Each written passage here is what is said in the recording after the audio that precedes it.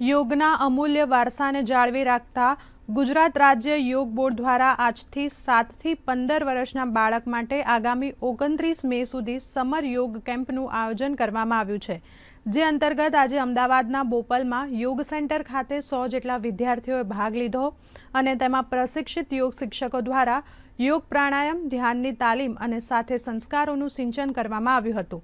સાથે સાથે ખાસ બોપલ કેન્દ્ર ખાતે વિદ્યાર્થીઓને બાળકોને વિજ્ઞાનનું અવકાશ અને વિજ્ઞાનનું જ્ઞાન મળે તે માટે એક પ્રદર્શનનું પણ આયોજન કરવામાં આવ્યું હતું। टोटल रजिस्ट्रेशन कराव्યું છે। આખા ગુજરાતમાં 200 થી વધુ જગ્યાએ આવા કેમ્પ થઈ રહ્યા છે। નોટ ઓનલી દેટ, દરેક કેન્દ્રમાં 100 થી વધુ બાળકોનું રજીસ્ટ્રેશન થયું છે ને એટલા જ બાળકો ભાગ પણ લઈ રહ્યા છે। તમે જોઈ રહ્યા છો દરેક બાળક કેટલા ઇન્ટરેસ્ટથી ભાગ રહ્યા છે।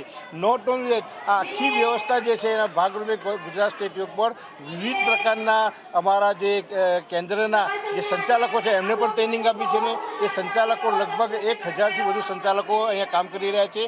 અત્યાર સુધી યોગ બોર્ડ 1 લાખથી વધુ યોગ ટ્રેનર બનાવી ચૂક્યા છે અને આવતા યોગ દિવસ સુધી 10 લાખ યોગ ટ્રેનર બનાવવાનું અમારું પોતાનું આવું તાત્પર્ય છે।